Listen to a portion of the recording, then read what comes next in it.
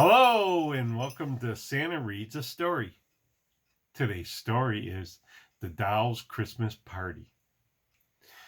It was the week before Christmas, and the dolls in the toy shop played together all night. The biggest one was from Paris. One night she said, "We ought to have a party before Santa Claus carries us away to the little girls. I can dance, and I will show you how." I can dance myself if you will pull the string, said a Jim Crow doll. What shall we have for supper? Piped a little boy doll in a jersey suit. He was always thinking about eating. "Oh dear," cried the French lady. "I don't know what we shall do for supper." "I can get the supper," added the big rag doll.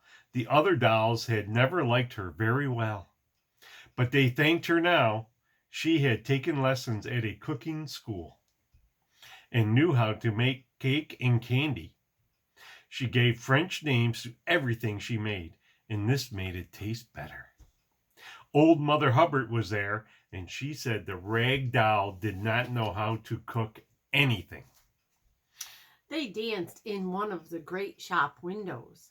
They opened a toy piano, and a singing doll played, coming through the rye. The dolls did not find that a very good tune to dance to by, but the lady did not know any other, although she was the most costly doll in the shop. Then they would wind a music box and dance by that.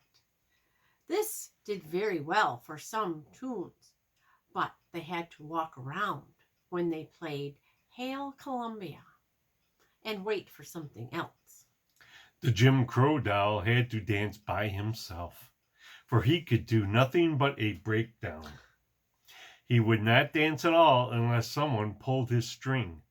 A toy monkey did this, but he would not stop when the dancer was tired. They had supper on one of the counters. The rag doll placed some boxes for tables. The supper was of candy, for there was nothing in the shop to eat but sugar hearts and eggs. The dolls liked candy better than anything else, and the supper was splendid. Patsy McQuirk said he could not eat candy. He wanted to know what kind of supper it was without any potatoes. He got very angry, put his hands in his pockets, and smoked his pipe. It was very uncivil for him to do so in company. The smoke made the little lady sick, and they all tried to climb into a horn of plenty to get out of the way.